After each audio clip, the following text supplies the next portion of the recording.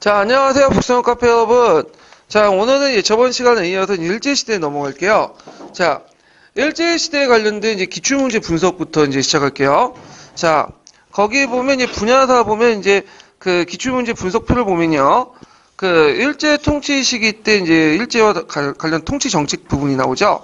그래서 주로 나온 게 1920년대 문화 통치 부분이 좀 많이 나왔어요. 치안유지법이나 뭐 조선교육회, 지방조직 개편, 그다음 조선 교육령 관련된 문제다 두 문제 정도 나왔고요. 그 다음에 국내 독립운동에서 신간회가 많이 나왔죠. 그래서 신간회 강력, 역사적 의의, 해치 배경, 그 다음 물사장려운동이나 이런 것도 좀 나왔고요. 그 다음에 요번에 시험 문제 나온 게 근우회 활동이죠. 예. 그 다음 국외 독립운동 같은 경우에 보면 많이 나오는 것이 대한민국 임시정부. 그래서 대한민국 임시정부 한 3번 정도 나왔고, 그 다음에 그 외에도 그 조선우영구이나 조선우영대 독립동맹 같은 운동단체들, 이런 것들이 명칭들이 많이 나왔고요. 그래서 상균주의나 그 다음에 이런 것들이 좀 나왔고, 경제 부분에서는 삼매징식 계획이 한 2번 나왔고요. 그 다음에 1910년대 면방지 사업 같은 거 있죠. 올해 시험 문제 나온. 예. 그래서 면방지, 산업이 나왔죠. 사업이 아니라 산업이죠. 예. 그다음 문화 부분에서는 민족주의 사학이 많이 나왔는데 그 중에 신채호보다는 박은식 거의 대부분 나왔다고 보시면 돼요. 그 외에도 신민사학이나 조선왕운동, 그다음에 신민족주의 사학, 백나온의 이런 사상들이 나왔고요. 예. 그래도 이렇게 전반적으로 한번 살펴봤고, 그럼 구체적인 내용을 들어가 볼게요. 자, 러시아의 남하와 일본의 대응, 이 부분은 1900년대 일제가 우리나라 먹기 전까지, 한일 병탄하기 전까지 그 상황들을 지금 얘기하고 있는데요. 일단은 러시아의 남하 정책을 볼게요. 러시아는 의하다 사건으로 러시아의 만주 출병이 이루어지죠. 그래서 북만주 철도를 보호한다는 이유로 했는데 이 의하다 운동이 진압한 후에도 계속 북만주에 이런 머물러 있었어요. 그리고 더 나아가서 용안포를 불법 점령하고 조차를 요구했으나 일본의 항의도 좌절됐다. 그래서 이걸 무슨 사건이라고 하냐면 용안포 점령 사건 이렇게 하거든요. 예. 그래갖고 여기는 용안포는 평안북도 용천군의 압록강 하구에 있는 곳인데 이곳에 그 러시아가 병영이나 창고를 설치하려고 했어요. 그래서 여기가 수심이 깊어가지고 배가 들어오기가 되게 편한 곳이야. 근데 일본이 그거에 대해서 뭐냐면 조차 요구에 한국 측은 들어주려고 했는데 이거에 일본의 항의 때문에 뭐냐면 좌절된 사건이라고 보시면 될 것 같아요. 자, 그 다음에 일본은 영국하고 제1차 영일동맹을 했죠. 1902년에. 그래서 영국은 청해된 이권을 일본에 승인하고 일본이 한국에 대한 특수이익을 영국이 승인했어요. 그래서 1차 영일동맹은 영국이 왜 일본하고 맺었냐면 그 당시 러시아의 남하 정책을 저지하기 위한 거죠. 그래서 영국 같은 경우에는 러시아의 남하 정책을 막기 위해서 전 세계적인 전선을 형성하고 있었는데 영국 같은 경우에는 뭐냐면 병력이 적죠. 그랬더니 영국은 직접적 군대를 파견한 것보다는 본국의 군대를 파견한 것보다는 어떤 식으로 하냐면 식민지 통치하더라도 그 식민지 통치 중에 자국에 편의한 자국에게 자국하고 친한 세력들을 포섭을 해요. 그 세력을 통해서 통제하는 방식이고 국제관계에서도 볼 때도 뭐냐면 자기가 힘이 약하면 다른 나라를 끌어다가 통제하는 방식이기 때문에 극동에서 러시아를 막기 위해서 일본을 끌어다가 통제하는 방식을 했죠. 그래서 제1차 영일동맹을 맺었고요. 자, 이것이 나중에 1904년에 너일 전쟁 때 일본이 승리할 수 있는 또 배경으로 또 작용이 되죠. 자, 그 다음에 너일 전쟁을 좀 볼게요. 자, 요때 너일 전쟁이 딱 일어나니까 그 당시 우리나라는 국외 중립선언을 했어요. 그래서 우리나라는 러시아, 일본의 양쪽에 들지 않고 중립을 지키겠다. 너일 양국을 무시해 버렸죠. 결국엔 일본은 군대 일국을 협박을 해가지고 그때 뭘 맺었어요? 한일 의정서를 맺었잖아요. 자, 그 다음에 너일 전쟁이 일어나니까 그 당시 일본이 여순에 있는 러시아 함대를 공격을 해요. 그래가지고 했는데 이 전쟁 초기 때는 세계 각국이 뭐라고 생각했냐면 일본이 이길 거다 러시아가 이길 거다 생각했어요. 일본이 상대가 안 될 것이다. 근데 의외로 누가 이긴 거야? 일본이 이긴 거죠. 그 이유에 대해서 보면 그 앞에 영일동맹을 맺었잖아요. 그래서 영일 동맹 때 영국이 직감주 쪽으로 많이 도움을 줬어요. 특히 미국도. 왜냐 미국도 러시아의 남하 정책에 대해서 상당히 경계를 냈었거든요. 그래서 전쟁을 하려면 일단 뭐가 필요해요? 돈이 필요하죠. 그래서 이제 영국과 미국을 통해서 금융시장에서 일본이 채권을 팔아가지고 막대한 전쟁 비용을 마련할 수 있었고, 특히 이제 러시아는 불리한 게 뭐냐면 주적이 극동 지역에 있었던 게 아니라 어디에 있어요? 유럽 쪽에 있죠. 그러니까 유럽의 병력을 극동 이동을 시켜야 돼. 근데 그 당시에는 시베리아 철도가 그 당시 막 건설 중이었기 때문에 그게 잘 안 됐거든요. 그런 것도 있고, 그다음에 해군이 발틱 함대가 이제 강한데, 이 발틱 함대가 돌아서 그 유럽에 있는 발틱 함대가 돌아가지고 저쪽 극동 지역 이동을 해야 돼요. 근데 북쪽으로는 그 북극이 막혀있었고 이동 못하죠. 그럼 어떻게 이동할까요? 발틱 함대가 남쪽으로 돌아와서 이동해야 되는데 제일 좋은 방법이 수에즈 운하를 통해서 가는 거야. 근데 수에즈 운하는 누가 장악하고 있었죠? 영국이 장악하고 있었죠. 그러니까 도저히 그쪽으로 못 가. 그럼 어떤 식으로 가냐면 아프리카 남단을 돌아가지고 그냥 가는 거죠. 그러면 그 아프리카 남단을 돌아서 가면 일단 시일도 많이 걸리고요. 그리고 아프리카에는 러시아 식민지가 없어. 되게 누구야? 영국, 프랑스. 그러니까 러시아 견제하는 세력들이잖아. 그러니까 얘네들이 이제 그 당시 발틱 함대 곳곳에 식량이나 물자나 석탄을 공급해줘야 되는데 그걸 공급을 안 해준단 말이야. 그래서 간신히 해갖고 지친 상태에서 대한해협 쪽으로 갔는데 이 정보를 누가 알려줬냐면 영국이 그 일본한테 알려준 거야. 그래서 일본 딱 기다리고 있다가 뭐야? 이 대한해협에서 러시아의 발틱 함대 격파시키 보이죠. 예. 그래갖고 이렇게 했는데 근데 일본이 이제 러시아를 이제 격파했지만 얘네들도 싸우다 보니까 예전에 청나와 싸운 거하고 상대가 안 되는 거야. 러시아의 하도 강하니까. 그러니까 이제 어떻게 하든 뭐 러시아를 조금 이겼는데 이 전쟁이 길게 끌 경우에는 러시아에 있는 본대가 이쪽에 도착할 수 있겠죠. 그러니까 안 되겠다. 빨리 전쟁을 마무리해야 되겠다. 그래서 미국에게 이제 요청을 했어요. 좀 강화 좀 해달라고. 그러니까 미국도 빨리 이 시점에 일본이 승리할 시점에 빨리 끊어야 되겠다 해가지고 그 당시 미국의 주재로 해가지고 포츠모스 함에서 맺어진 조약이 포츠모스 조약이죠. 예. 근데 이 포츠모스 조약은 그 러시아가 그렇게 불리한 조건에서 맺어진 건 아니에요. 그래서 러시아는 이제 일본이 한국을 점령한 걸 이제 암묵적으로 인정하고 그리고 땅을 좀 떼어줬죠. 그 사할린 남부 지역 땅. 그 외에는 보상각 같은 거 주지 않았어. 예. 전쟁 배상금이나 그래갖고 이제 보통 그 청해전쟁까지는 배상금을 막대하게 받았잖아요. 일본이. 그래서 막대한 배상금을 가지고 이제 군수 공급도 하고 산업 발전도 하고 그랬는데 막상 이제 뭐냐면 너일전대에 배상금 못 받으니까 어떻게 민중들이 화가 난 거야. 전쟁이 돈이나 생각해갖고 자기가 피를 흘렸는데 막상 떨어지는 게 돈이 없는 거야. 그러다 보니까 이제 폭동도 일어나고 그러거든요. 예. 근데 일본의 입장에 볼 때는 지금 질질 전쟁이 꺼봤자 자기한테 불리한 게 없으니까 이때 전쟁이 이길 시점이니까 이제 승기를 잡을 때 그냥 빨리 강화조약고 있는 게 낫다고 생각해서 이제 맺은 거죠.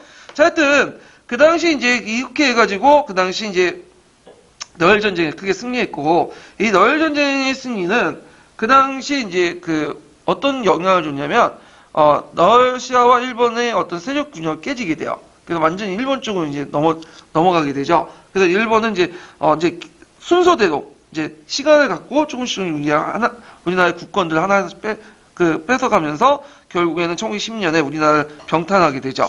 자, 너일 전쟁 도중에 일본이 맺어진 게 뭐냐면 한일 의정서예요. 한일 의정서. 그래서 이제 그 당시 한국은 중립을 지켰지만 일본이 강요를 해가지고 그 당시 그 한일 의정서를 맺어졌는데 이 한일 의정서는 이제 그 어떤 내용이냐? 자, 정치 군사적 간섭을 합리화시키기 위해서 시정 개선의 충고를 할 수 있다고 나왔어요.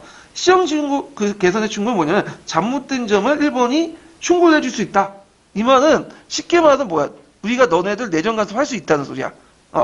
그리고 삼국과 대한제국 동일 조약을 맺을 때 꼭 일본의 허락을 맡아야 되고요. 그 다음에 이게 이제 제일 중요한 건데 전략상 요지는 임의 점령권을 규정하고 있어요. 그래서 그 다음 전략상 요지에 일본이 필요한 곳에 임의 점령권을 규정을 하고 있어서 그 당시 이제 일본이 여기에서 이제 여러 가지 이권을 얻게 되죠.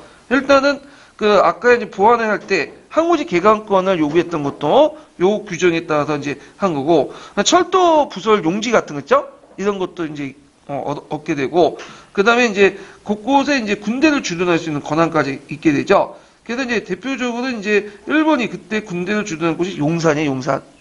그러니까 용산 지금 미군 기지가 있죠? 예전에는 일본 기지가 있었어. 일본이 이제 조선을 통치할 때 일본의 조선군을 총사령부가 용산에 있었어요.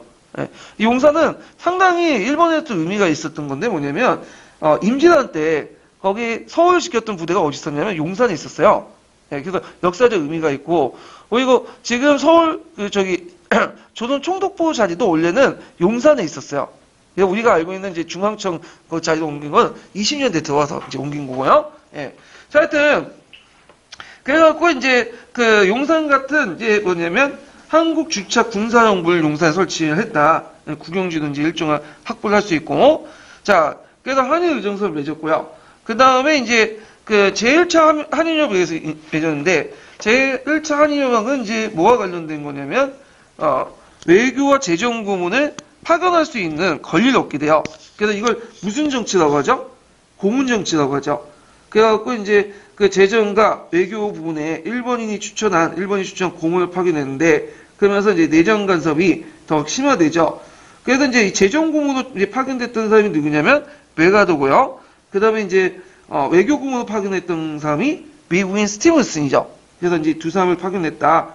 그 다음에 조약에 명시하지 않았지만 여러 고문도 파견됐어. 군사 고문하고 뭐 학부의 고문도 파견하고 경찰 또 고문도 파견하고, 그래서 이런 고문 정치를 이제 했다, 이렇게 보시면 돼요.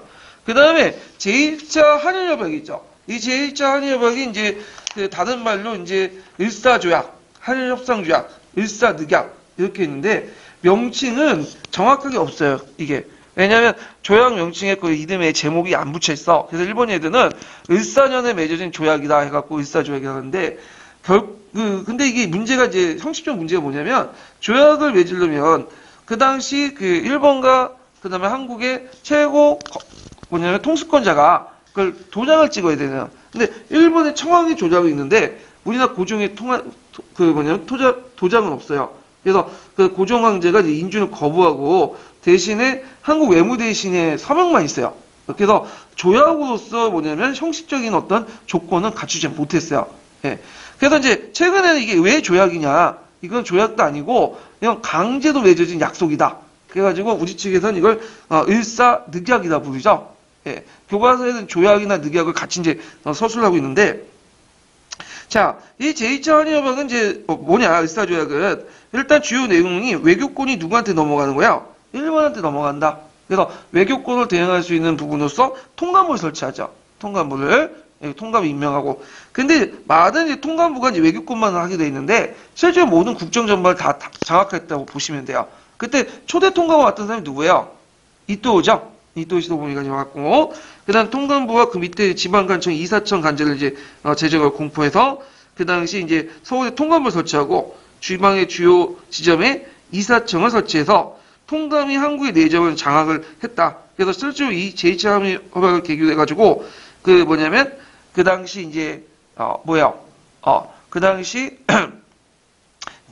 우리나라는 이제 일본의 보호국이 됐다, 이렇게 보시면 돼요. 그러니까 결과는 외교권 상실해갖고 그때 이제 한국인의 여권 발급이나 이런 것들은 다 일본 영사관이 양도됐고 한국 주재의 외국 영사관이 철수되고 간도역을 치게 됐다, 이렇게 했는데 한국 주재 영사관이 철수했는데 공사관 철수했다고 보시면 돼요. 공사관. 예.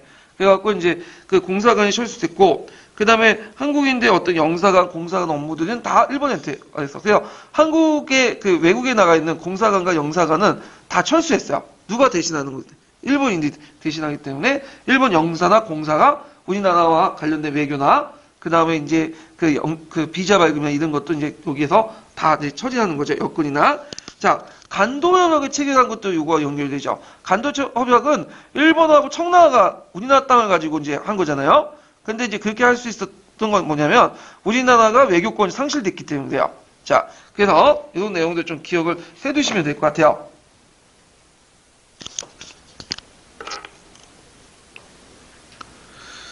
자, 그러면 이 을사조약에 대해서 이제 그 당시 되게 저항이 많았죠. 그래서 이제 그 을사조약 저항을 보면 이상설, 조병세, 최익현, 그래서 조혁파기 상소를 올렸고, 이때 이제 그 자기가 순국한 사람이 있어요. 그래서 민영왕이라는 사람인데 고종과 2천만 동포들에게 보내는 유서를 남기는 글을 남기고 자살을 했다고 하죠. 그리고 민효왕이 죽은 자리에는 이제 대나무가 이제 자랐다. 보이는 얘기가 있는데, 자, 그 조병세가 이제 자살하고, 홍만신, 송정설, 이상철, 이명재, 뭐 김복도 이제 자살했다. 그다음에 언론인데 언론에도 한성신문의 장재영의 시일날 방송되고, 그다음에 이제 제국신문이나 대한매일신문에서는 그 을사무역을 주장을 했고, 특히 이제 시일날 방송대국은 대한매일신부에서 실어놨다고 했죠. 그거는요. 나치열과 이제 오기훈은 오조를 감사할단 자신을 이제 조직을 내고 일진을 습격하고, 그 정도 이제 반일 언론 활동을 하게 되는데, 아까 이제 그 고종의 강제퇴위 사건이었던 그 헤이그 미사 사건을 이제 파견, 미사들 이준이나 이상설 뭐 이런 사람들 이제 파견해가지고 그 헤이그 미사를 파견했는데, 이때 이제 뭐냐면 일본이 그걸 알고 고종을 강제퇴위시켰죠. 그리고 헐버트를 통해서 미국 정부에게 일사조에게 무호 정문을 전달해요. 근데 이때 이제 전달했는데 미국 측이 받지도 않아. 왜냐면 미국이 그 당시 이제 그 대통령이 누구였냐면 시어드 루즈벨트라는 사람이었어요. 그래서 뒤에 있는 그 루즈벨트가 아니라, 근데 시어드 루즈벨트는 친일파예요. 그래서 일본에 대해서 상당히 호감을 가지고 있었어요. 그리고 그 당시에 미국인들이 일본에 대해서 그렇게 반일 감정도 없었고, 친일적인 어떤 감정이 있었거든요. 반일 감정이 생긴 거는 20년대, 30년 넘어서인 거고. 그래서 이제 이때 이제, 이 루즈벨트 생각은 뭐냐면, 남이 공격하는데 주먹 한 방 날리지 못하는 국가는 그냥 내버려두는 게 낫다. 그 도와줄 필요 없다는 거야.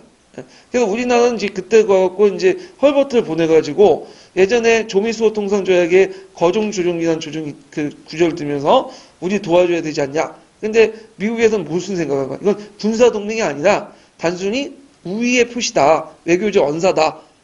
그래서 아예 그 편지 자체를 접수하지 않아요. 예. 그리고 이미 이제 미국은 일본을 그냥 극동지역의 파트너스 인정했죠. 그래서 대신에 조선을 넘겨주는 대신에 러시아의 남하를 막아주려고 그런 생각을 했기 때문에 그렇게 이제 했고, 또 그 당시에 을사조약 맺기 이전에 이미 그 미국하고 그 당시 일본이 무슨 미약을 맺었어요? 가스타 템프탄 미약을 했죠. 그러니까 이제 일본이 이제 예전에 말했처럼 열강대 눈치를 봐야 돼요. 일본도. 그래가지고 이미 을사조약 전에 몇 달 전에 가스타 템프탄 미약도 맺고, 그 다음에 제2차 영일동맹도 맺으면서 영국과 미국으로부터 국제 승인도 받았었다. 그런 상태에서 이제 그걸 몰랐으니까 이제 가가지고 도와달라고 하니까 당연히 도와주지 않죠. 미국 입장 볼 때는. 자, 하여튼 그래갖고 이제 그 당시 일본은 조선의 지배를 국제적으로 승인받기 위해서 그 뭐냐면 미국과 영국의 그 뭐냐면 지지를 받기 위해서 가스타 템프턴 미약과 제2차 영일동맹을 맺게 되고요. 또 미국과 영국도 러시아의 남하 정책을 막기 위해서 일본을 인정해 준 거죠. 그래서 가스타 템프턴 미약을 보면 이것도 좀 중요하죠. 예전에 기출에 한번 언급됐던 거죠.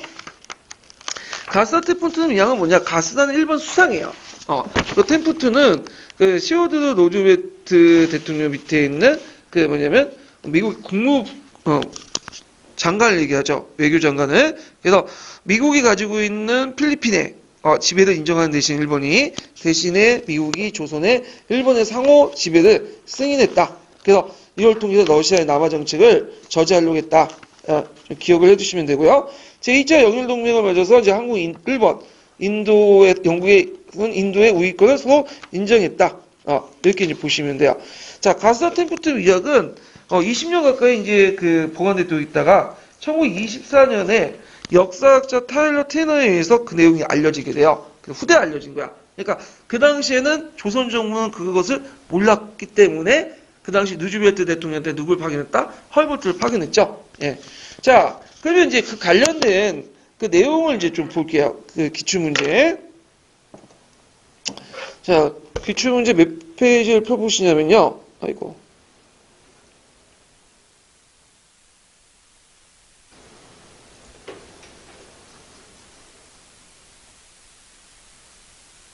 (128페이지) 펴보세요.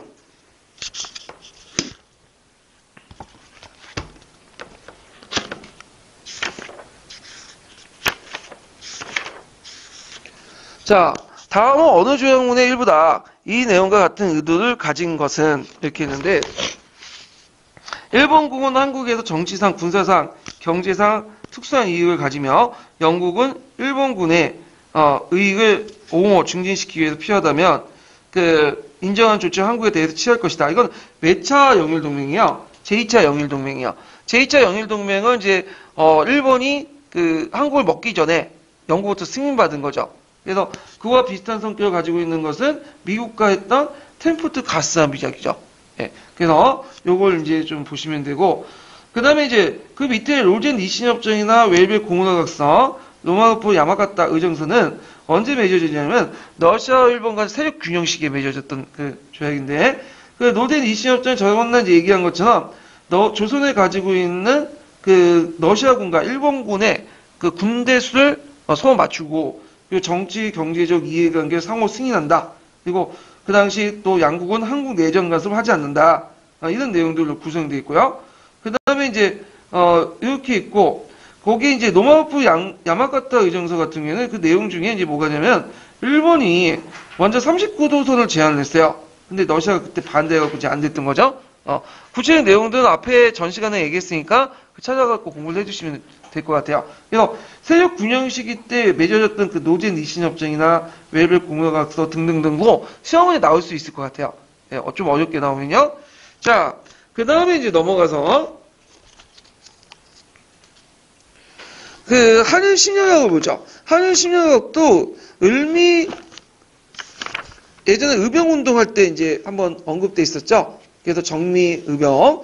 그래갖고 이제 정미연에 맺어있기 때문에 정미 7조약이라고 하고, 또는 제3차 한일협약 이렇게 했는데, 배경을 보면 이제 그 고종의 강제퇴위하고 연결돼 있죠. 헤이그 밀사 사건 때문에 고종이 이제 강제퇴위를 하게 돼요.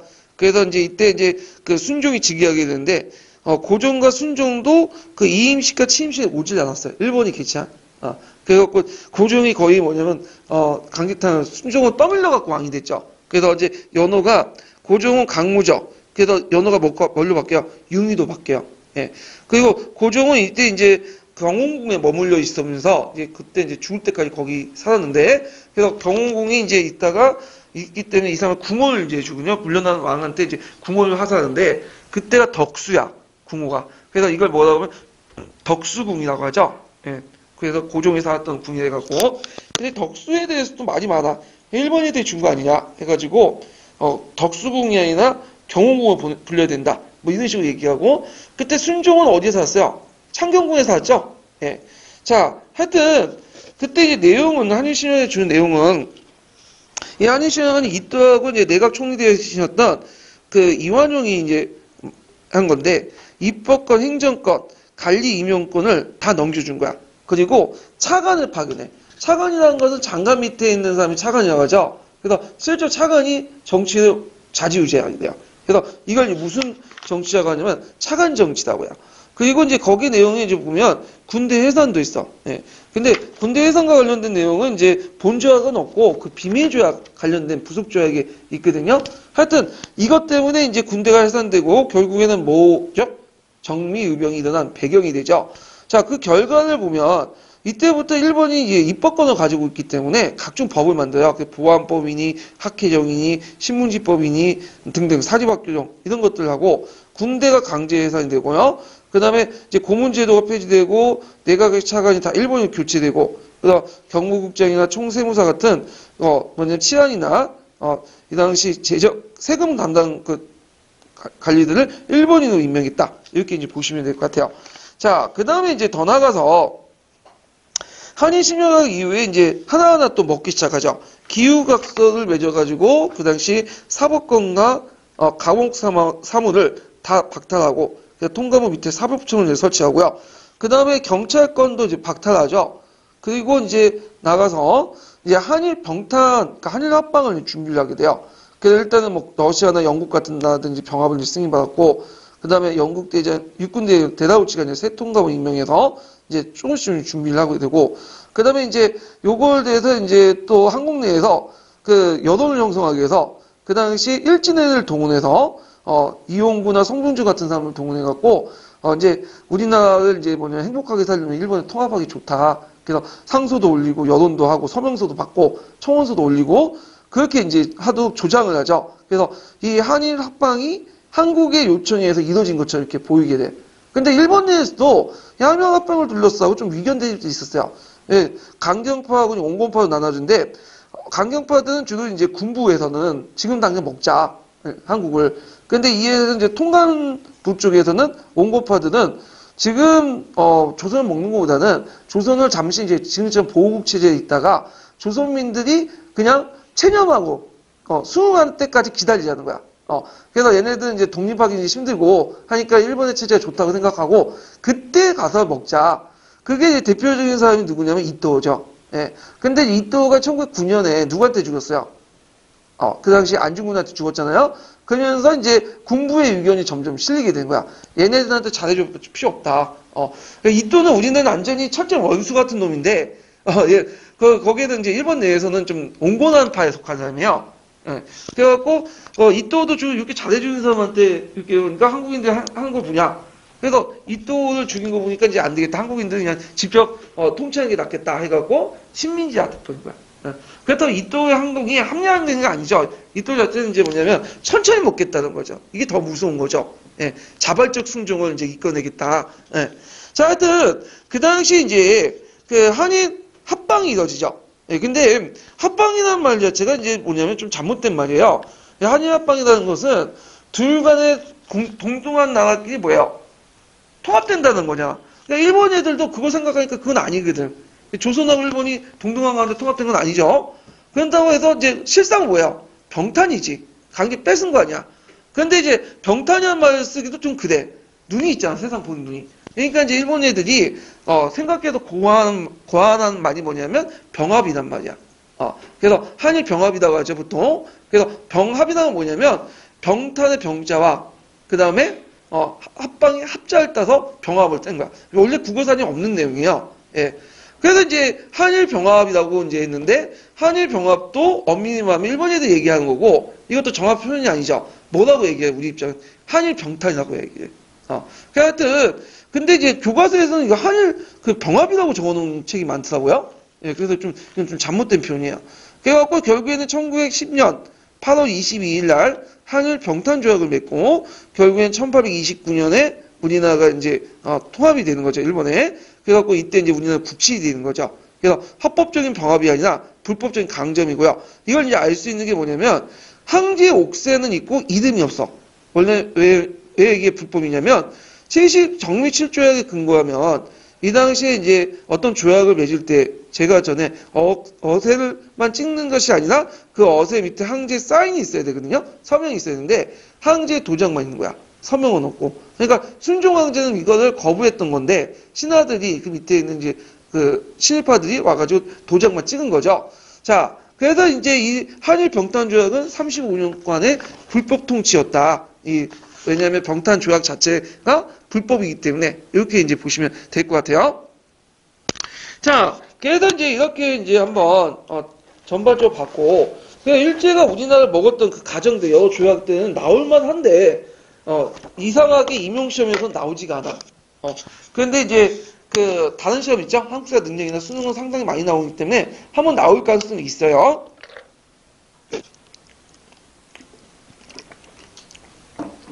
자, 그러면 이제 일제 식민통치로 넘어가 볼게요. 일제 식민통치를 이제 그 구분하면 크게 세 시기로 나누죠. 그래서 1910년대, 3.1운동 계기로 일어나는 20년대, 30년대 이렇게 나눠볼 수 있는데 10년대에는 이제 무단통치기, 형병경찰 시기라고 하죠. 그 다음에 이 시기는 문화정치기, 보통경제체라고 이제 하고 그 다음에 제3시기 민족말살통치기 이렇게 이제 볼 수가 있죠. 그 다음에 1910년대 경제정책은 토지조사사업이 있고 해사령 이런 것도 있고요. 그 다음에 요번에 시험 문제에 나온 육지면을 재배 강요했다. 그 다음에 통치 2기 때는 산미징식계획, 그 다음에 그 해상 폐지 신고제도 이제 전환이 됐고, 그 다음에 통치 3기는 민족말살 통치로서 요때는 일본의 전제주의가 되고 이제 그 뭐냐면 대륙 침략기죠. 병창 기지화 정책, 남명 분야 정책, 그 다음 등등 있고 이런 정책들이 있다 이렇게 좀 보시면 될 것 같아요. 자, 먼저 이제 살펴볼 것이 이제 무단통치 시기인 1910년대를 보죠. 보통 무단통치, 문화통치 이렇게 부르잖아요. 이 무단이나 문화라는 거는 우리가 갖다 붙인 게 아니라 일본 애들이 그렇게 붙인 거예요. 그리고 이제 1910년에 대한제국을 이제 병탄하고 나서 일본은 우리나라를 뭐라고 불렸냐면 조선이라고 계칭했어요. 조선. 네. 그래서 이제 이 조선이라고 이제 계칭하고 그 당시 이제 이 무단 통치 시기 때 데다우치 마사다케를 1대 총독으로 시세가와 요시미치를 2대 총독으로 박인했죠. 요거 외워두면 좀 괜찮을 것 같아요. 요번에도 그 육지면 관련된 문제 나올 때 그 총독 이름 나왔잖아요. 데다우치하고 시세가나. 그래서 1대 총독, 2대 총독 이렇게 파견했다. 10년대에. 자, 일제 그 당시 최고 권력기구, 친민통치 권력기구는 어디였어요? 조선총독부였죠. 그 사진에 보시면 이제 조선총독부 건물이 보이는데 식민지 통치의 중추기관이었다. 예. 그래서 이 조선총독부는 원래는 이제 그 남산에 있었어요. 예. 남산에 있었는데 나중에는 이제 강화문 앞에다 세워가지고 석조고문을 만들었죠. 이 석조고문은 이제 나중에 조선총독부 건물은 나중에 중앙청으로 사용됐다가 나중에 또 뭐냐면 국립박물관 있죠. 사용됐다가 김영삼 정부 때 어떻게 돼요? 민족의 정기를 말아먹는다 해갖고 철거했어. 근데 좀 안타까운 게 이것도 뭐예요? 하나의 문화재죠. 일종 아픔의 역사지만. 예. 그래서 철거까지는 좋은데 이걸 다른 데도 옮겨했어야 되는데 그냥 다 철거할 뻔했어. 예. 자, 근데 건물은 상당히 잘 지은 거예요, 이게요. 건물은. 자, 그다음에 총독은 대단한 끝발과 권한을 가지고 있는데 우리식으로 따지면 지금 입법권, 행정권, 군통수권 다 갖고 있어. 그러니까 대통령을 가진 권한뿐만 아니라 입법권과 사법권이나 그다음 모든 권한을 다 가지고 있는 거야. 그리고 총독은 일본의 내각 수사에게 책임지지 않아요. 유일하게 누구만 책임지냐면 황제에게만 책임지죠. 청왕에게. 그래서 그 밑에 이제 보면 정무총감, 경무총감이 있고 그다음에 이제 있는데 요게 정무총감은 이제 뭐가 담당하냐? 우리나라 내정을 담당을 했던 사람이고 행정을. 그다음에 경무총감은 치안을 담당했던 사람인데 2인자는 정무총감인데 실제는 2인자는 경무총감이야. 치안과 군사권을 갖고 있는. 자, 그래서 일본은 넘겨서 조선통치법이라는 걸 만들어요. 그래서 조선은 법률에 의하지 않고 이때 법률은 무슨 법률에 의하지 않는 거죠? 일본의 법률에 의하지 않고 일본 같은 국회에서 이제 법을 통과해가지고 법을 만들잖아요. 그게 아니라 칙령이나 제정을 통해서 청왕과 총독의 명령에 통치하는 거야. 칙령이라는 건 황제가 내리는 거고 제정은 이제 제정은 이제 칙령은 청왕이 내리는 거고요. 제정은 총독이 내리는 거죠. 그러니까 이 칙령과 제정은 엄밀히 말하면 법이 아니라 뭐예요? 이거는 행정명령이에요. 네. 그냥 우리가 이제 보면 이제 범이 있고 병령이 있죠. 그래서 법은 이제 의회에서 통과되는 거고 그 의회에 통과된 법을 바탕으로 해서 만든 게 법령이잖아. 그래서 내무부령, 대통령령 뭐 이렇게 만들잖아요. 자, 법령을 통해서 이제 했다. 그리고 조선에 있는 일본인들은 조선의 칙령이나 제정에 적용받는 게 아니라 일본법에 의해서 적용받아요. 그러니까 조선에 거주하는 일본인은 일본법에 의해 적용받는다. 이렇게 이원적 법체제를 유지하고 있다. 이렇게 이제 보시면 돼요. 근데 이제 신통에서는 좀 잘못 설명한 게 뭐냐면 그걸 읽다 보면 마치 우리나라가 일본법에 의해서 적용된다. 이렇게 얘기를 하고 있거든요. 잘못된 거예요. 예, 일본법이 아니라 따로 이제 법체가 있어. 그래서 거기에 이제 행정명령을 통해서 적용받는다는 거예요. 그래서 예를 들어 조선 태용령 같은 경우에는 우리나라 사람에게 적용되죠. 일본 사람들 적용이 안 되죠. 이런 것들이 대표 이원적 법칙의 특징 중에 이제 볼 수가 있는 거고요. 예. 물론 이제 법 같은 것들 보면, 법령 내용 보면 거의 대부분 일본법 갖다 뺏겼어요. 상당수가. 그렇기 때문에 이제 뭐 그렇게 일본법이라고 해서 이제 뭐 그대로 이제 뭐냐면 전혀 벌기는 아니고 그렇지만 법 행정 체계상 이원적으로 운영됐다. 이렇게 좀 기억을 해 두시면 될 것 같아요. 자, 거기에 보면 이제 조선총독부 기구는 이제 아까처럼 조선총독이 막강한 권한을 갖고 있다고 했죠. 그래서 행정권, 입법권, 사법권, 군통수권, 이왕직과 조선귀족의 특별 권한을 보였다. 이왕직이라는 것은 조선왕조 왕실 격화돼서 그 당시 조선왕실 관련 기구를 이왕직이라고 해요. 그래서 이왕직에서 이제 뭐냐면 공주나 그다음에 왕자, 대군들을 관리하고 그때 칭호를 주고 이런 것도 다 이제 했고요. 조선총독은 문관총독을 임명하지 않았어요. 다 뭐예요? 육해군 대장들이야, 다. 문관 출신이야. 그래서 1920년대 이제 문관 총독을 임명한다고 하지만 실제 그렇게 안 됐죠. 예. 자, 그 다음에 이제 정무총감과 경무총감이 있는데 정무총감은 이제 행정을 담당하고 2인자죠.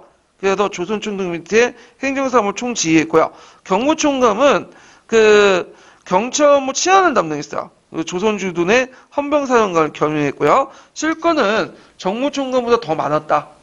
이렇게 이제 보시면 돼요. 그래서 정무총감은 서열상 2위지만 실제 2위는 경무총감이라고 보시면 돼요. 이게 이제 예전에 한번 경무총감 관련돼서 시험 문제 나왔으면 좀 기억을 해두시고요. 사법기구를 보면 형식적으로 이제 사법기구의 특징은 뭐냐면 그 근대적 사법제도는 도입은 했어요. 그래서 삼심제, 고등법원, 뭐 복심법원, 지방법원. 그렇지만 이제 이상하게 사법권이 독립된 게 아니라 총독 밑에 있어. 그래서 그 앞에 표에 보시면 총독 밑에 그 뭐냐면 그 사법부가 있죠. 그래서 상권 분리가 한 게 아니라 총독을 정점으로 해서 행정부 이론적 계통으로 들어갔다. 그래서 민족 탄압 수탈의 절차 및 시설이었다. 이렇게 보시면 될 것 같아요.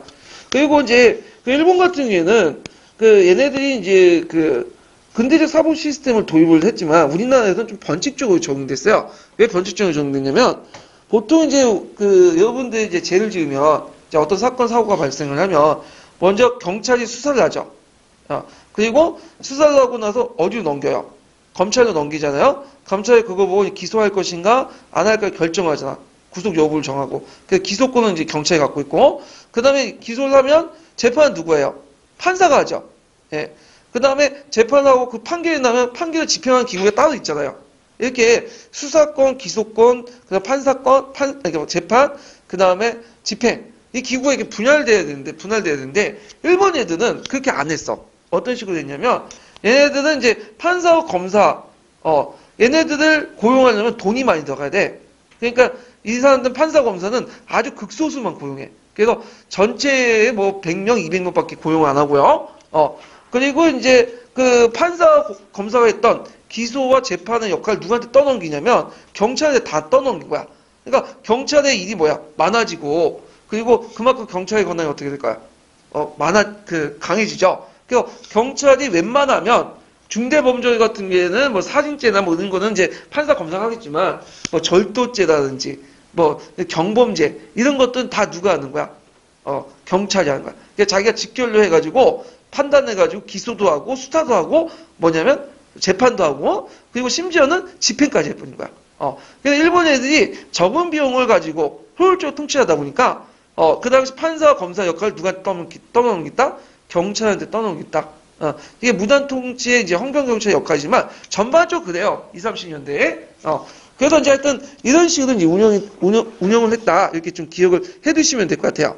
중추원 같은 경우에는 거기 이제 조선총독부에 있는 직속 자문기관인데 그 한국의 병탄의 공이 큰 친일파들에게 줬던 명예직이에요. 예. 그래서 별로 할 일이 없어. 뭐 해봤자 뭐 한국인들 간습조사? 뭐 그 정도? 근데 이게 상당히 의미가 있는 게 한국인들에게 이게 중추원 고문이나 참이라는 것들이 한국인들에는 상당히 의미가 있어요. 왜냐하면 그날 한국인들은 이제 특별한 간직이 없었잖아요. 진출도 힘들었고 그래서 친일 유지나 귀족들이 이걸 받고 나 고문이다 참이다 하면 상당히 사회적 지위가 있는 거야. 그 정도의 어떤 상징적 효과가 있었지 실질적으로는 별 효과가 없었다. 별 권한이 없었다. 그래서 그 발언도 제대로 못했고 그 다음에 이제 뭐 그 한국인들의 어떤 간습조사 이런 쓸데없는 것들이나 이제 좀 하고 그 3.1운동 때까지 한 번도 소집되지 않고 그랬던 것이 중추원이었다. 이렇게 보시면 돼요. 그 다음에 이제 09년 기출문제에 나왔던 것이 지방조직 개편과 관련된 내용이죠. 그래서 이제 1910년대 조선총독부는 지방 간 관제를 군중시회, 면중시회로 전환하면서 그 전반적인 지방 관제를 개편을 했어요. 그래서 도, 부, 군을 각각 관청에 설치하고요. 그 다음 13도, 12부, 그 다음 317군으로 이렇게 정비했어. 여기에는 도는 이제 예전부터 했던 것들이니까 이제 계속 유지했고, 부라는 것은 이제 우리나라 없었던 거야, 이 부는. 부는 누구냐면, 일본에서 들어온 거죠. 일본에서 보면 부하고 현이 있잖아요. 그 부를 했는데, 요 부에서 이제 설정된 지역들은 되게 누가 많이 사냐면, 일본인들이 많이 살아요.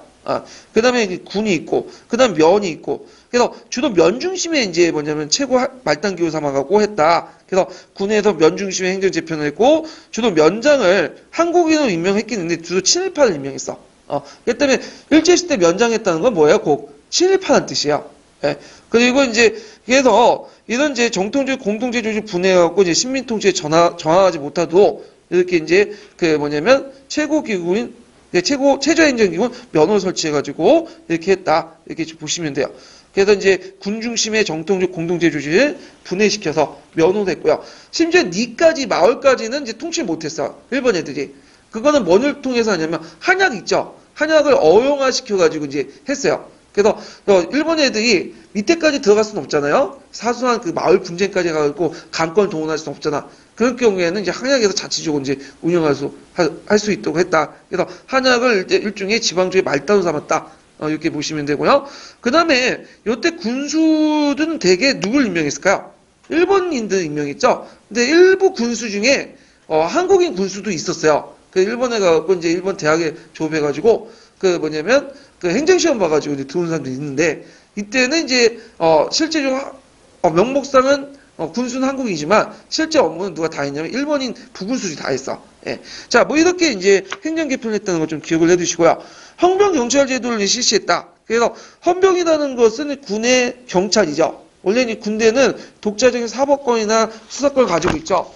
그래갖고 그 안에서 이제 뭐 판사도 있고 검사도 있고 등등 있는데, 그래서 이 헌병 경찰 제도를 이용해서 이제 그 군대 헌병 경찰이 일반 경찰 업무도 같이 수행했다는 거죠. 그래갖고 이제 뭐 하사관 같은 경무로, 그다음에 일반 사병은 순사로, 그다음에 이제 각도의 헌병대장 등 경무부장으로, 이관급 장교는 경찰서장, 뭐 헌병사령관은 경무총감, 이런 식으로 이제 담당을 했죠. 헌병 경찰의 임무를 보면요, 그 유무가 아니라 임무도 좀 고쳐주세요. 자, 헌병경찰의 임무는 일반 경찰 업무뿐만 아니라 검사 사무 대리, 범죄인 직결 처분. 그래서 거기 이제 범죄 직결 처분은 범죄 직결례에 따라서 이제 하는 거야. 거기 밑에 5탄데.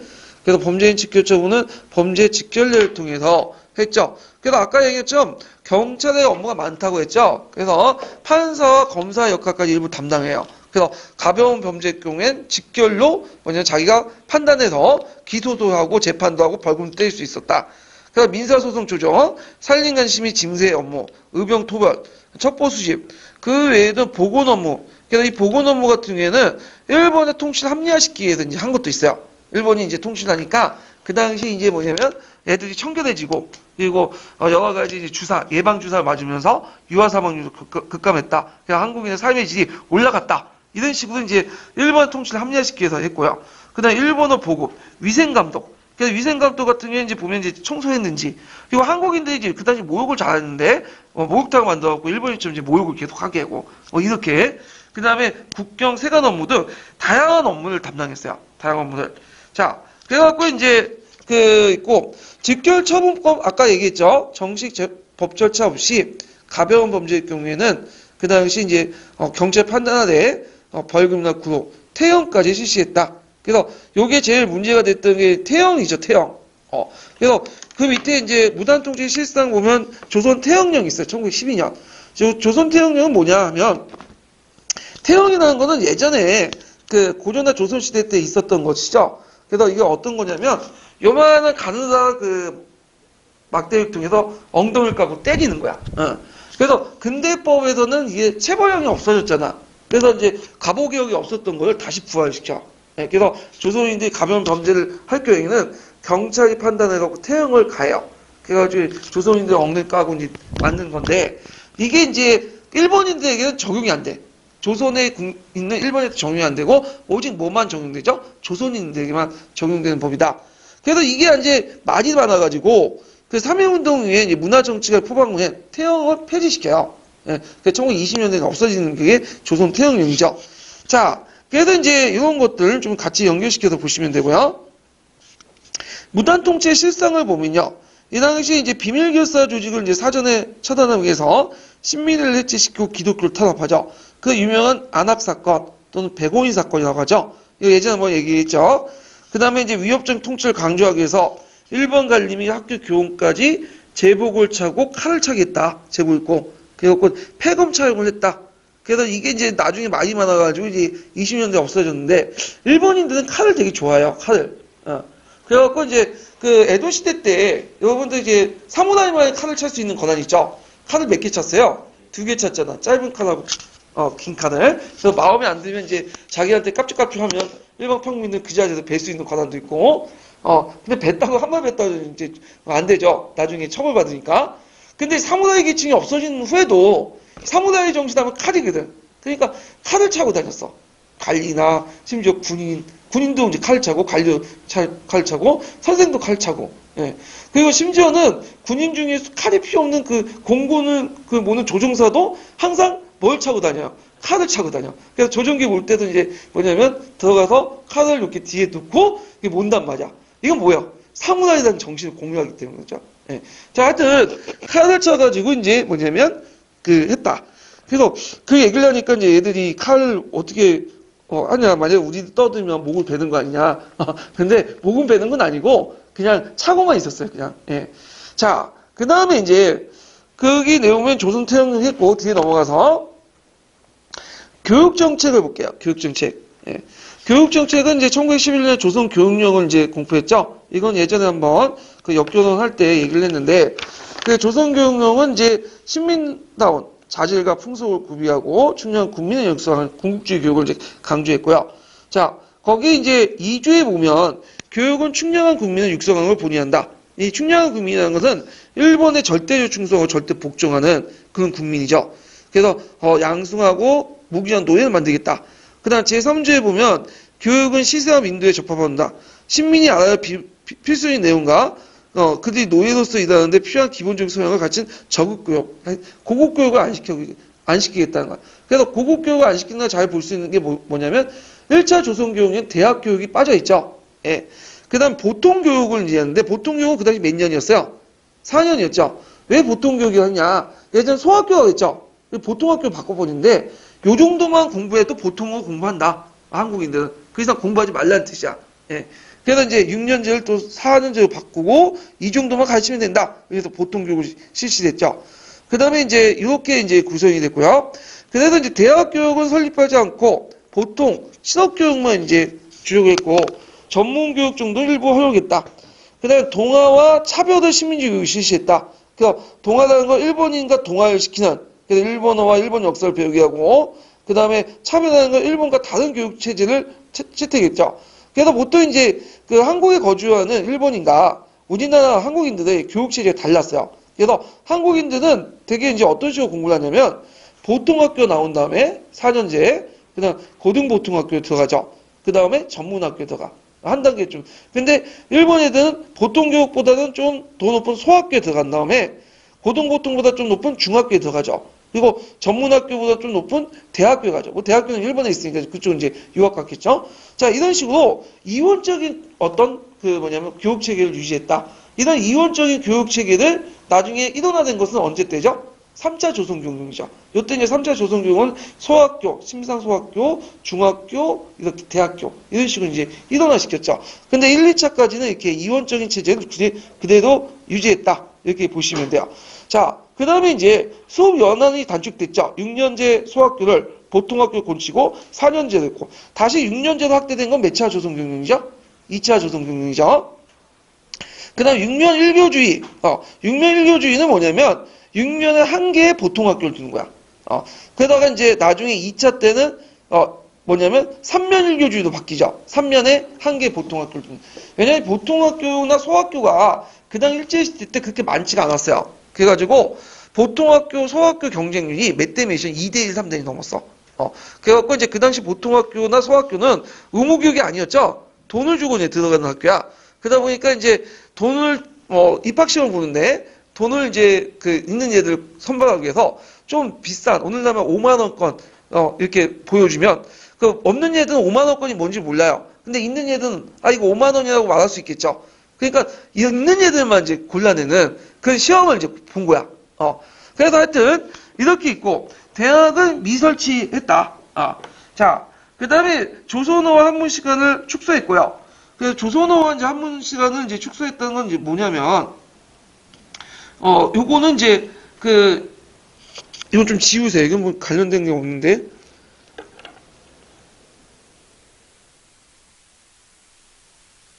이거는 이제 조선 한문을 이제 축소하고, 일본어와 수신교과를 확대하고, 한국 역사 지리 축소하고 외국인데, 요거는 2차 조선 교육과 관련된 내용인데, 예, 요거 쭉 지우세요.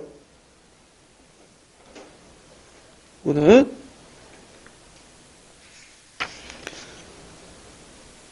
여기다 지우고 얘를 뭐라고 적냐면 일본어하고 일본 역사를 가르쳤다. 뭐 이렇게.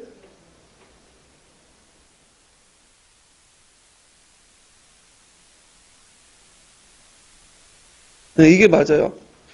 그래갖고 이제 요 내용은 이제 그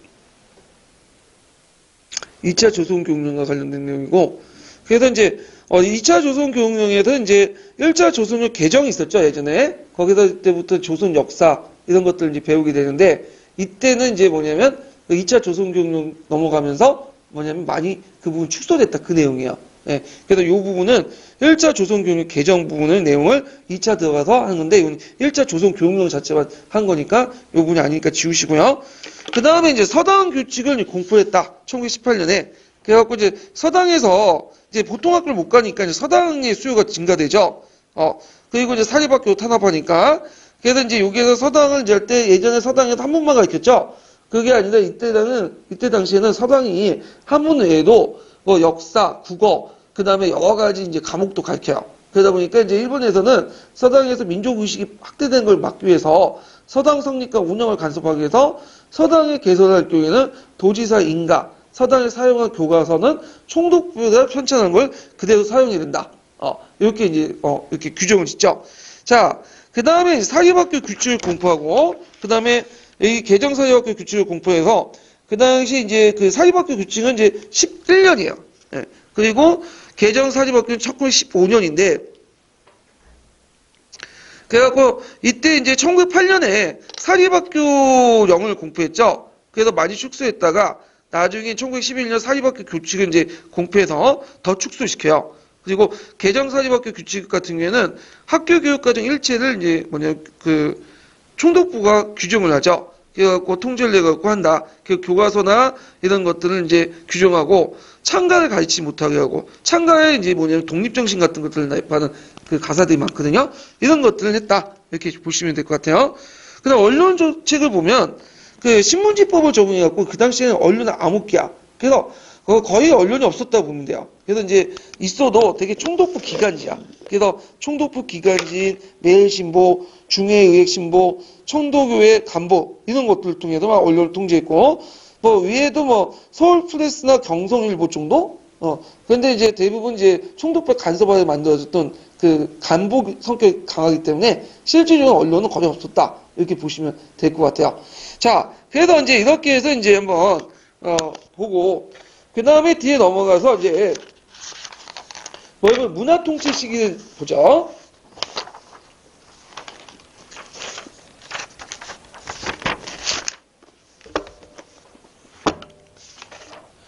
자, 문화통치는 이제 배경을 보면 3.1운동의 전개. 그래서 국내적으로 이제 비판적 여론이 형성이 되죠. 그래서 예전 일본이 세계에 이제 선전할 때 한국인들이 일본의 통치를 받아갖고 참 행복하게 살고 있다. 이런 식으로 이제 선전을 했는데 갑자기 그 행복하게 살고 있었던 그 민족들이 갑자기 3.1운동이 일어났어. 말이 안 되는 거죠, 앞뒤가. 일본의 성적이 왜곡됐고 잘못됐구나. 거기다가 이제 제암리 학살 사건이 등장해요. 제암리. 그래서 제암리 학살 사건이 이게 여론을 타기 시작하거든요. 국제 여론을. 그러다 보니까 이제 일본이 어떤 통치에 대한 비난이 막 쏟아지게 된 거야. 국제 여론이 별로 안 좋게 됐고. 그 다음에 이제, 일본 국내에서는 다이쇼 데모크라시가 있었어. 1920년대. 그래갖고, 이때 이제 다이쇼 데모크라시가 이제 있어가지고, 여러 가지 이제 변화도 있었죠. 그래서 일본 국내에 이제 25세의 남자들에게 보통선거를 실시하고, 정당 정치가 설립되고, 사회주의가 도입되는 등, 이런 것들이 한국 통치에 또 영향을 미쳤어요. 그래서 이게 문화 통치 배경이 되고요. 자, 이 문화 통치라는 그 성격을 보면, 이 일본 애들은 이제 3.1운동을 겪고 나서 느낀 게 뭐냐면, 얘네들에게 다 억압을 해서 알겠다. 이 3.1운동 왜 일어났냐? 왜 정계층주의 일어나냐? 일본 애들이 1990년대 너무 모든 사람들에게 책찍질을 가했기 때문이다. 그렇게 생각한 거야. 그래서 얘네들이 영국식 통치를 한 거죠. 디바이드로 분리시켜 통치하자. 그래서 친일파들 양성하죠. 그래서 예전에 1세대 친일파가 아니라 이제 2세대 친일파들 양성해. 근데 1세대 친일파들은 이완용 같이 일사후족처럼 정치가 소수의 정치가들이었죠. 근데 이때 2세대 친일파들 특징이 뭐냐면 각계각층의 친일파들이야. 그래갖고 이제 각계각층의 단체들을 중앙 집권화 시켜갖고 그 지도부를 포섭해서 친화시켜버린 거야. 어용화시킨 거죠. 그래갖고 이들을 통해서 민중들을 이제 통치하는 그런 방식을 하게 되죠. 그래서 이제 이 소수의 친일분자들 키워서 민족의 이간 분열시킨 정책들이었다. 그래서 이걸 통해서 이제 뭐냐면 민족해방운동 전선을 분열시켜서 식민지의 지위를 안정시키려고 했다. 그래서 얘네들이 이제 그걸 하는 방법이 뭐냐 하면 그 민족운동에서 무조건 예전에 탄압을 했는데 보니까 민족운동에 또 방향이 다른다는 걸 알 수 있어요. 그래서 무장독립투쟁운동 같은 거나 이런 것들은 막 탄압을 해. 그렇지만 이제 거기에서 독립준비론의 실력 양성론은 지금 당장 독립하자는 건 아니거든요. 그러니까 얘네들은 또 육성을 해요. 예. 그래서 이런 식으로 해갖고 이 당시 이제 민족독립운동가들 분열시켜 놓죠. 그러면서 무슨 민족주의와 분열되죠? 타협적 민족주의와 비타협적 민족주의가 분열되는 또 배경이 되죠. 자, 그래서 이제 있고 그 다음에 경제적 수탈을 강화한 식민통치였고 근대성을 오도했고 하급부용 노정들을 양성했다.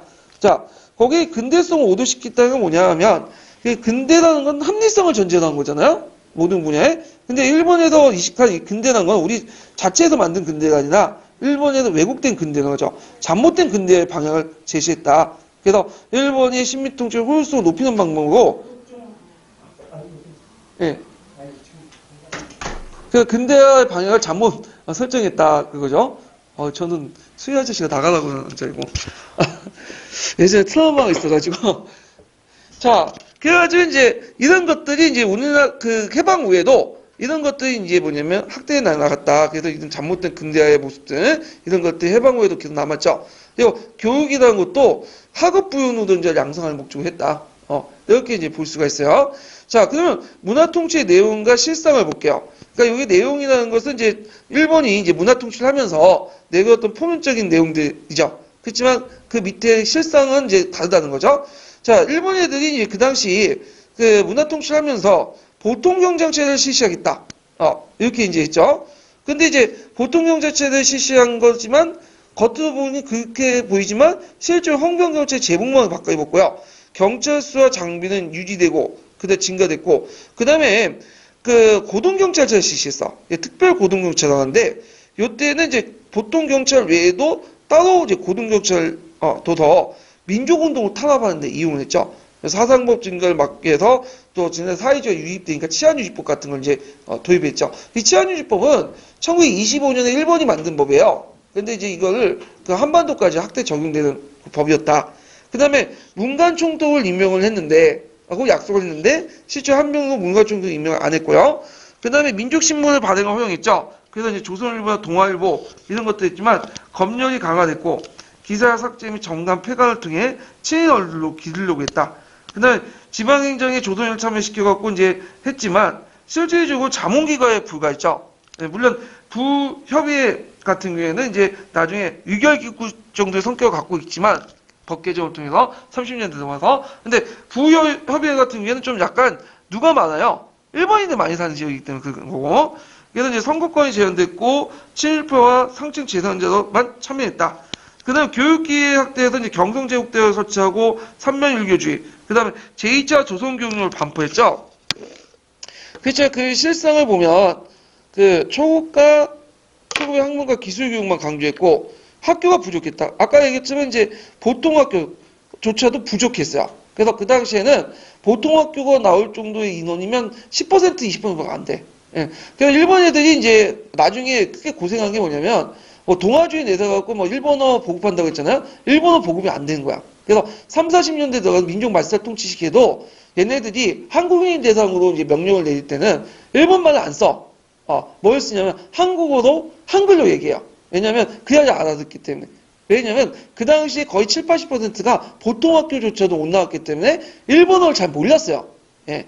자, 하여튼 이렇게 있고 그 다음에 이제 한국어, 한국사, 한국지휘 시수가 줄어들었다. 그래서 일본사, 일본어, 일본지휘 시수가 증가되는데 이건 뭐냐면 1차 조선 개정, 교육령 개정 때는 한국어, 한국사를 신설했는데 2차 조선 교육령 넘어가면서 이게 시수가 줄어든 거야. 그래서 요거는 이제 교육과정하고 관련된 거죠. 교육령, 그 역교론과 관련되니까 그때 이제 얘기했으니까 그거 참조하시고요.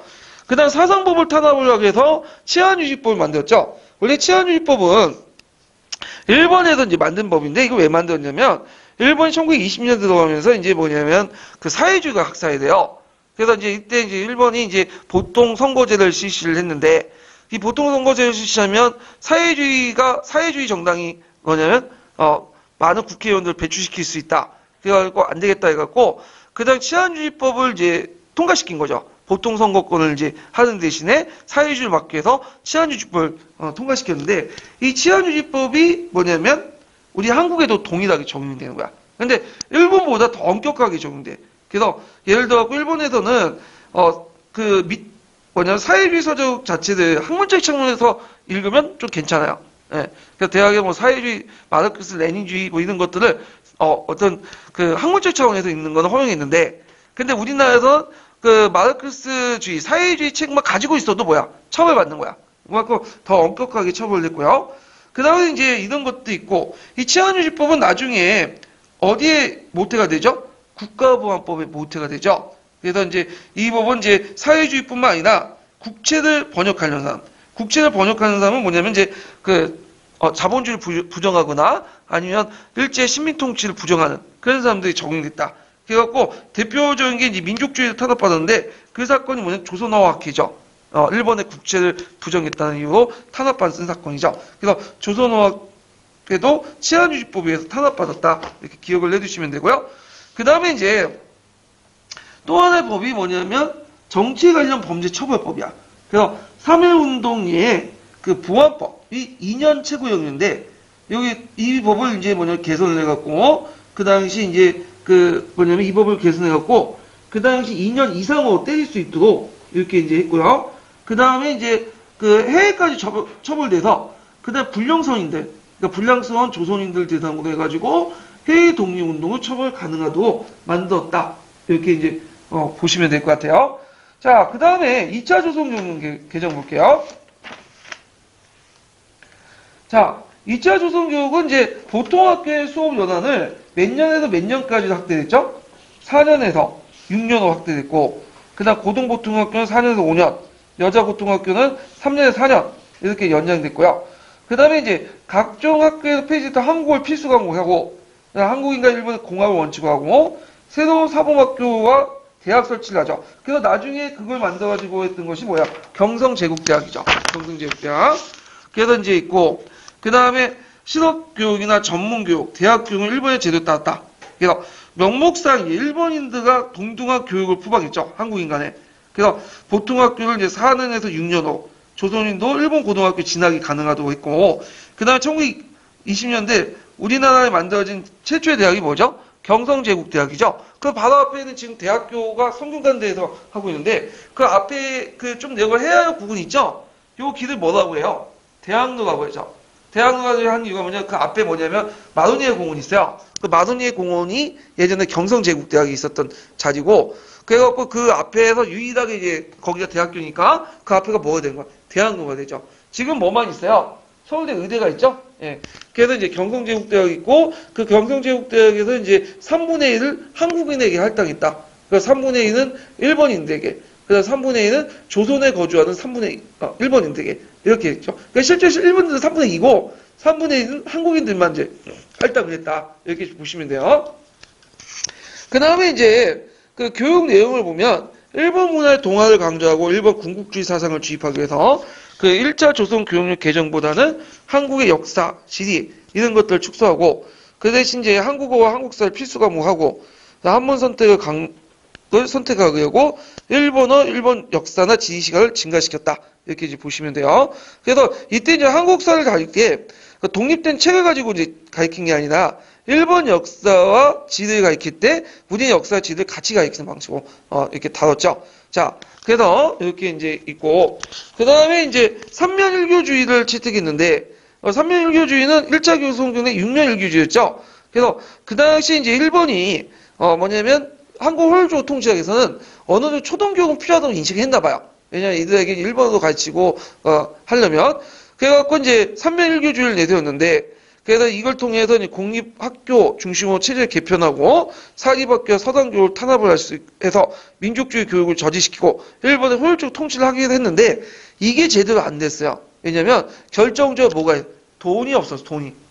그리고 경제적 어느 정도 여유가 있는 사람들이 보통 학교 가고 소학교 가는 거지 그 당시 돈 없는 사람들은 가지도 못했어요. 그래서 실제로 그 당시에 보통 학교 취학률이 20-30%밖에 안 됐어요. 예. 그래갖고 일본이 원했던 일본어 보급이라든지 이런 것들이 민족 말살 정책들이 잘 실시가 못했어. 예. 이런 것들이 이제 좀 역설적으로 작용되는데. 자, 그 다음에 이제 1920년대는 아까 한 것처럼 민족 분열 정책들을 이제 하게 되죠. 그래서 중추원 자문위원을 이제 증원시켜서 그 고문 참여 임기를 3년 수당을 상승시키고, 그 다음에 7.18 양성을 조직하죠. 이걸 이제 2세대 7.18라고 해요. 그래서 3.1운동 걷고 나서 모두 다 적어 돌리면 안 되겠다. 그래갖고 각계각층의 그 뭐냐면 사람들 중에 상층부들을 뭐냐면 포섭을 해서 이들의 의견을 어느 정도 들어주는 그런 정책들하고 또 우대해주는. 그래서 이들을 이제 제2세대 7.18 이렇게 보시면 되겠죠. 그 다음에 이 당시에 또 자치운동을 하죠. 자치운동과 참여권 관련된 부분은 나중에 좀 설명할게요. 이 부분 따로 장을 내서. 자, 그래서 이제 이렇게 있고, 관련된 이제 기출문제를 풀어볼게요. 기출문제에 133페이지 펴보세요.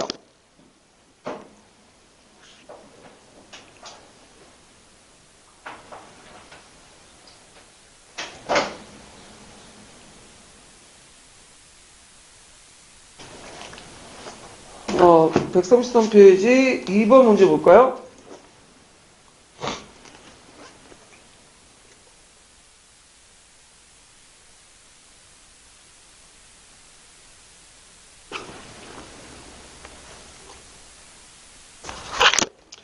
자, 다음은 일제강점기 때 조선총독이 취임해서 발표한 유고 및 훈시의 내용이다. 그래서 이제 이 총독의 재임 기간에서 일어난 보기에서 모두 고르시오.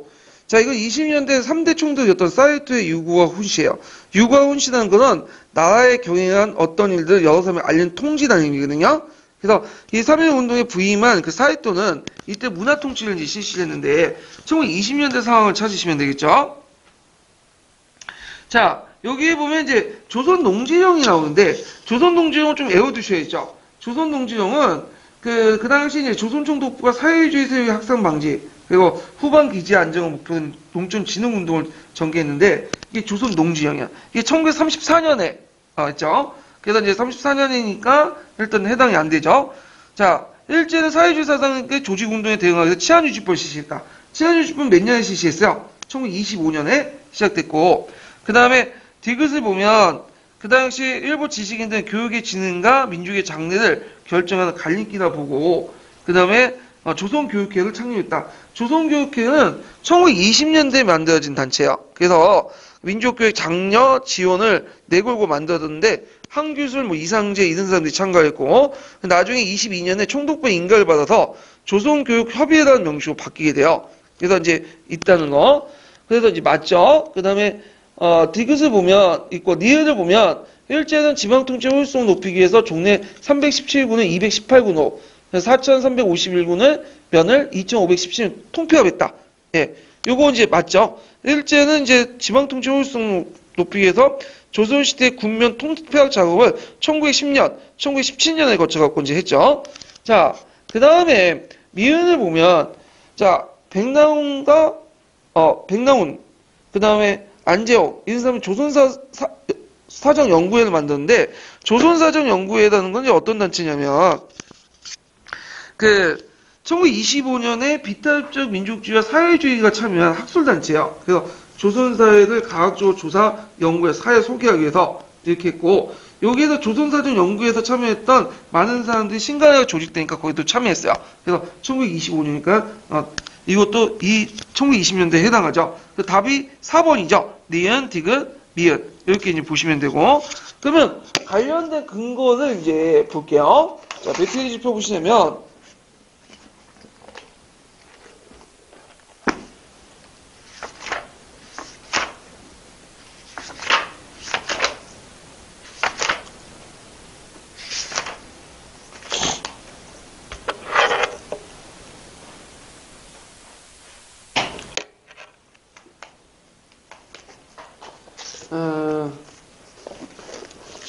자, 지방자치법하고 관련된 내용이니까, 잠깐만요. 이게, 여기네. 1341번, 근거편 1341페이지 펴보세요. 치안유지법과 관련된 내용이죠. 그래서 이 치안유지법에 그 관련된 내용인데, 요거 한번 읽어보시고, 그 다음에 579번을 넘어가면, 조선교육회와 관련된 내용이 있어요. 그래갖고 이제 조선교육회가 1920년대 민족교육의 장려, 지능을 내걸고 출발 교육단체로서 한규설과 이상제, 유군 등의 발기로 1920년 6월 26일날 서울 창립초연을 개최하고, 그 다음에 이제 쭉 내용이 있고요. 1922년 1월에 총독부의 인가를 받았다. 그래서 조선교육협회로 명칭을 변경했다. 그 다음에 그 580번은 뭐냐면 그 비탄협적 민족주의자와 사회주의가 함께 조직한 학술운동단체인 조선사전조사연구회가 있어요. 1925년에 조직한 건데 요거는 한번 읽어볼게요. 자, 아이고 제가 좀 힘드니까 못 찾았어. 아니 여기. 네, 한번 읽어보세요. 580번이요. 1925년 9월 15일 비타협 민족주의자들과 사회주의자들이 함께 조직한 학술운동단체 조정사정조사연구회라고도 한다. 1925년 9월 15일 서울 명월관에서 가진 회합에서 외국의 제도 문물 학설을 그대로 따다가 조선에 통용시키려는 과격론자들을 비판하고, 조선에는 조선의 역사가 있고 독특한 민족성이 있으므로 그 가부를 잘 연구하고 장점을 취하여 민족정신의 보존에 힘써야 한다고 선언하면서 스스로 민족운동의 주류임을 표방했다. 주요 회원은 백남훈, 백남운, 백관수, 안재용, 홍성화, 김기전, 선우전, 한의건, 조병호, 홍명희, 유옥겸, 이순탁 등으로 주로 비타협 민족주의자들과 사회주의자로 구성되었다. 조선사정연구회는 복잡한 실제운동을 떠나서 현아의 조선사정을 과학적으로 조사 연구하여 널리 사회에 소개하며 때로는 그 필요한 재료를 수요자에게 제공한다는 활동 방침에 따라 법제, 재정, 금융, 교육, 상업, 교통, 농업, 공업 등의 제 분야에 대한 학술적 연구를 진행하는 한편 강연회나 소책자의 발행을 통하여 그 성과를 발표하기로 했다. 그러나 회원들의 사상적 편차가 컸기 때문에 출발부터 정치색을 배제한 순수한 학술단체임을 거듭 강조하고 개인적 차원에서 연구활동을 전개했다. 1927년 민족협동전선으로 신관회가 조직되자 회원들은 여기에 참여했다. 자, 그래서 이제 그 조선사정연구회 이름하고 그 내용들 좀 기억을 해두시면 되고, 거기에 보면 이제 581번 같은 경우에 보면, 이건 아니네요. 예. 거기 이제 이렇게 보시면 될 것 같아요. 자, 그러면 이제 581번도 봐야 되겠네요. 그 581번이 뭐와 관련된 거냐면, 조선 농지령과 관련된 내용이거든요. 그래서 조선 농지령과 관련된 내용도 이제 시험 문제 자주 나오니까 좀 기억을 해두시면 될 것 같아요. 그래서 요 부분은 좀 기니까 각자 읽어보세요. 요 부분은. 자, 그 다음에 이제 넘어가서 몇 번 문제를 보시냐면, 3번 문제 볼게요. 지방통치. 지방통치인데 잠깐만요. 이 3번 문제는 이거는 좀 이따 하죠. 요 부분은요. 그 지방통치 자치동가 할 때 이제 같이 보기도 하고, 이거는 좀 이따 할게요. 자, 그럼 총괄평가 문제 좀 풀어볼게요. 145페이지 펴보세요. 145페이지. 자, 145페이지 38번 문제 볼까요?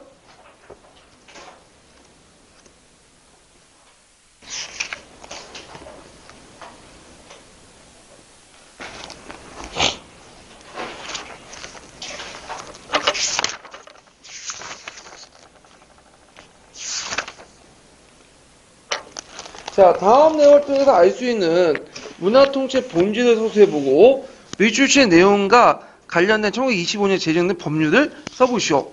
그리고 이 법률 제정한 목적을 말해보시오. 그래서 핵심적인 친인물을 골라서 그 인물의 귀족, 양반, 유생, 부옥, 실업가, 교육자, 종교인 등 각각 그 계급과 사정에 맞는 각종 친일단체를 조직하게 되고요. 그 다음 친일파, 배일파를 판별해서 배일파에게 직간접으로 그 행동을 구속한 방침을 마련하고 등등 있는데, 자, 여기에서 알 수 있는 문화의 본질은 뭘까요? 문화통치의 본질은. 이거는 이제 일제협력한 친일파 육성에서 항일 민족운동을 탄압하고 민족의 분열 정책이자 가혹한 식민통치에 응표하게 한 기만적 수칙이었다. 이렇게 쓰시면 되고, 법률의 명칭은 뭐와 관련된 거죠? 그 치안유지법. 그래서 이들을 이제 구속하기 위해서 이제 그 제정할 목적은 일제 국채를 부정하거나 청황제를 부정하거나 사유재산을 부정할 경우 그 목적으로 조직을 만들 경우에 탄압 목적으로 제정한 법률이다. 이렇게 보시면 되는데, 보통 우리나라는 사회주의자들에게 적용이 됐고, 그래서 나중에 조선공산당이 계속 해체가 되잖아요. 그 이후에 이제 치안주의법 때문에 해체되고, 일본은 이제 민족주의자들 적용이 돼요. 그래서 이제 그 민족주의자들이 조선 어학회 사건 있죠? 이것도 국채를 흔드는 사건이다. 이런 식으로 해갖고 이제 뭐냐면, 치안주의법이 적용이 됐죠. 자, 그래가지고 이제 이렇게 해서 이제 한번, 살펴봤고요. 그 다음에 뒤에 넘어가가지고 이제, 민족 말살 통치 시기로 넘어갈게요. 민족 말살 통치 시기는 좀 쉬었다 갈게요.